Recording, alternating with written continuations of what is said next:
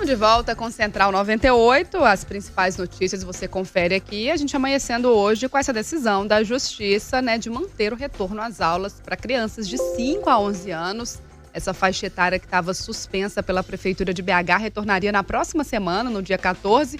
A Prefeitura alegando que era um tempo a mais, um prazo para poder vacinar as crianças, que já estão contempladas com a vacina para essa faixa etária e também para esperar um tempinho para a criação de anticorpos diante desse surto de Ômicron que a gente está vivenciando. E aí essa decisão que foi parar na Justiça, a Justiça que entendeu que as crianças devem sim voltar às aulas imediatamente. Então, a gente continua acompanhando toda essa situação e a gente recebe agora aqui no Central do Comitê de Saúde do Sinep-MG, que é o Sindicato das Escolas Particulares de Minas Gerais. Ele é também diretor do Colégio Sagrado Coração de Maria. Fernando, bom dia para você. Seja bem-vindo ao Central 98. Bom dia, Carol. Bom dia, ouvintes da 98. Uma alegria poder participar com vocês aqui. Prazer é nosso. Vamos falar um pouquinho, então, sobre essa situação. A gente está acompanhando quase uma novela, A gente aguardando as decisões para saber se retornaria ou não às aulas.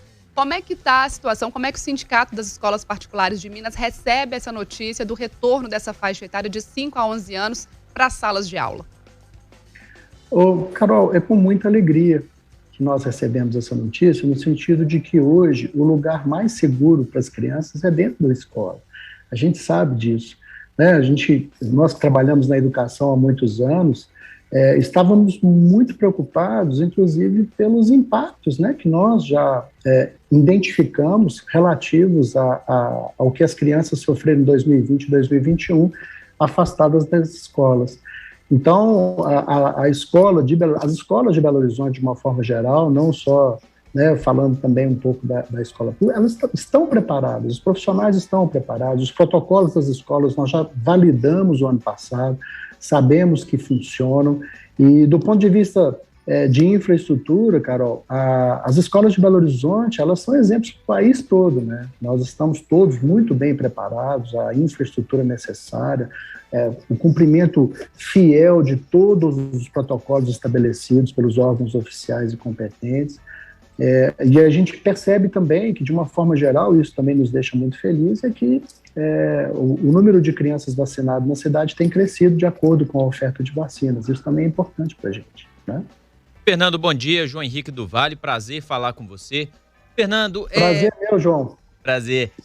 Primeiro, eu queria entender se vocês mudaram algum protocolo, com o aprendizado do ano passado. A gente já teve, não é a primeira vez que a gente retorna com as aulas presenciais durante a pandemia. Então, saber se teve alguma adaptação nesse protocolo. E um outro ponto, até fiz esse questionamento aqui no início do programa, que é a questão dos pais também, que tem uma responsabilidade ao enviar o filho para a escola também. Se o menino tiver ali, a criança estiver com alguns sintomas. Há uma orientação aí por parte das escolas em relação a esse tema? Não, perfeito, sua pergunta, ela é muito pertinente e isso contribui muito com o nosso trabalho cotidiano de orientação às famílias.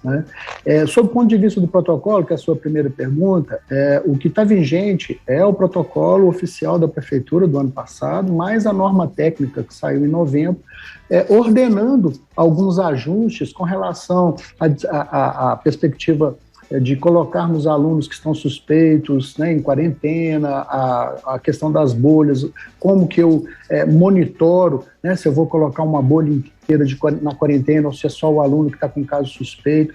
Enfim, existe um documento, uma norma técnica da Prefeitura de Belo Horizonte que direciona todas as escolas do município como as escolas devem se comportar com relação a essa perspectiva dos protocolos. E com relação a isso que você coloca, assim, nós falamos sempre com as nossas famílias, nós estamos o tempo todo nas reuniões de início de ano, agora nas nossas circulares, reforçando exatamente isso. A contribuição da família, não só na perspectiva de encaminhar seus filhos com as máscaras, a máscara dentro de um recipiente específico para que o aluno possa trocar a cada 3 horas, de espaço aqui dentro da escola, mas também com relação a nos ajudar nas orientações com relação à higienização, fortalecer que ainda não é o momento deles se abraçarem, deles estarem juntos, principalmente nesse momento em que nós temos aí essa nova cepa, infelizmente ainda disseminando o vírus de forma muito agressiva. Fernando, bom dia, prazer falar com você. Uma coisa que me preocupou desde o início é essa discrepância de índices levantados. A Prefeitura de Belo Horizonte usa índices, os índices são contraditados por entidades, por sindicatos, por organizações. A Prefeitura não repercute essa contradição dos índices e acaba tomando suas decisões por conta de índices que são fechados, que são trancados dentro da mesma sala. Alguma vez vocês foram procurados para explicitar a opinião de vocês, que é distinta daquela que, por vezes, a Prefeitura tomou para se nortear no fechamento das escolas? Ô Paulo, sim, especificamente nessa decisão, né, tomada agora pela Prefeitura, quando o prefeito ele declarou, né, para a imprensa que ele iria restringir o retorno das crianças, nós fomos muito questionados porque a Prefeitura estava sendo, naquele momento, muito incoerente, né? Ela estava contradizendo tudo aquilo que ela afirmava anteriormente. Os indicadores eles eram positivos, no sentido de que as escolas poderiam voltar normalmente, inclusive indicadores estes que a Prefeitura, junto com o Ministério Público, assinaram, né, um TAC, em termos de ajuste de conduta, e isso trouxe para a gente uma surpresa muito grande, Paulo, porque eles estavam indo contra aquilo que efetivamente a Prefeitura vinha defendendo como indicadores, como números, o tempo todo, né? Mas, enfim, eu aqui, por exemplo, né, principalmente aqui no Cinep, a gente busca orientar as escolas focados naquilo que é oficial. E o que é oficial no nosso município são os indicadores que a Prefeitura divulga, né? Obviamente, às vezes fica claro que aqueles indicadores não retratam o que a gente observa na realidade, mas às vezes é por uma questão de ajuste dos próprios estatísticos que levantam esses indicadores, etc. Mas o monitoramento do boletim epidemiológico, por exemplo, Paulo, antes de começar a ler os jornais na manhã, a gente procura o boletim para a gente entender o que variou de um dia para o outro, quais indicadores estão diminuindo, quais indicadores estão crescendo, para que a gente possa orientar as escolas de acordo com esses movimentos. Explica pra gente um pouquinho também sobre a questão dos protocolos para casos de alunos contaminados com Covid, né? A gente tendo esse retorno presencial, a gente fica realmente preocupado com a questão dos surtos, que já aconteceram claramente, né? Óbvio, a gente está tendo aí uma transmissão muito alta, principalmente dessa cepa da Ômicron. Tem um protocolo que vai valer para todas as escolas também podem ter alguma adaptação ali que vai de cada uma. Como é que vai ser feito isso no caso, por exemplo, um aluno testa positivo naquela turma ou então alguns alunos testam? Qual que vai ser o procedimento das escolas particulares para lidar com essa situação agora nesse retorno presencial? Perfeito, Carol. O documento normativo para as escolas do município de Belo Horizonte é o protocolo oficial que a Prefeitura divulgou o ano passado, em outubro, e essas normas técnicas que o Comitê de Saúde da Prefeitura divulgou em novembro. Então, a partir desse documento, Carol, nós temos todas as orientações sobre cada etapa, o que fazer em cada momento, em cada situação. Na verdade, são várias situações. A gente pode ter caso, por exemplo, de uma suspeita, que a gente tem uma forma de tratar. O caso de um teste positivo é uma outra forma de tratar. No caso, por exemplo, de mais de um aluno contaminado naquela mesma bolha, também nós temos um outro protocolo. Mas, em via de regra, Carol, a base, né, que a gente utiliza são 10 dias. Então, a gente sempre utiliza esse número 10, porque é um número que está explícito ali dentro do protocolo, né? Mas existem variações e condutas de acordo com cada um desses casos. E, Fernando, agora vocês vão retomar com as aulas presenciais como um todo ou ainda teremos aulas também online? Como é que está esse protocolo aí das escolas? Perfeito. O que acontece?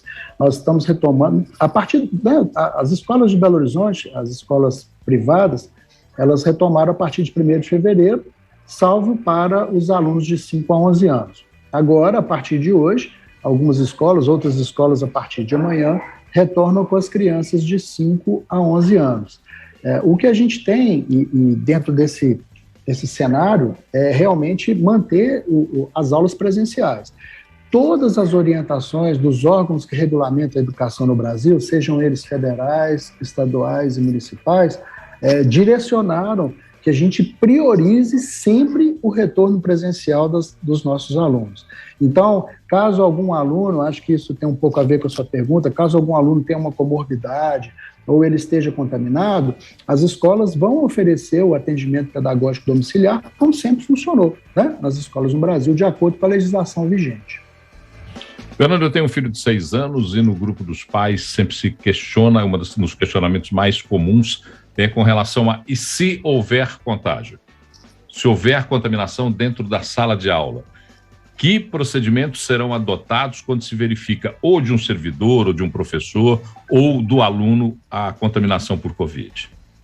Perfeito, Paulo. E também é importante essa sua pergunta, porque ela orienta de uma forma geral a todos. O que acontece quando a gente tem a notícia de um caso, por isso que a comunicação da família com a escola é fundamental, a comunicação da escola com a família. Então, se nós identificamos um caso, seja por um profissional da escola ou por um aluno de uma determinada turma, automaticamente a gente estabelece um critério de comunicação direta com as famílias, orientando o seguinte: como foi confirmado um caso, nós vamos colocar aquela bolha, né, que seja aquela turma, no caso do seu filho, a turma do seu filho ficaria em quarentena pelo prazo estabelecido de acordo com as datas. Até a gente está utilizando muito, Paulo, cobrar das famílias o atestado médico do pediatra que atendeu a criança e qual o tempo que o pediatra orientou para afastamento para que a gente possa compor o controle epidemiológico dentro daquela turma.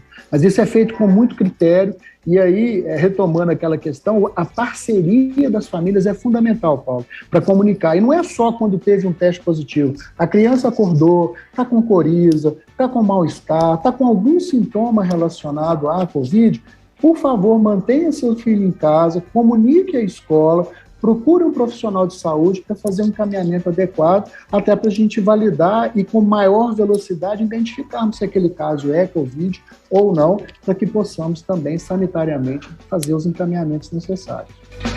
Fernando França Monteiro de Barros, coordenador do Comitê de Saúde do Cinep-MG, diretor do Colégio Sagrado Coração de Maria, conversando com a gente aqui no Central 98 sobre esse retorno, volta às aulas para as crianças de 5 a 11 anos na Rede Municipal de Ensino de Belo Horizonte. Fernando, muito obrigada por esse tempinho para conversar com a gente, tirar nossas dúvidas aqui no Central, portas sempre abertas aqui na Rede 98, viu?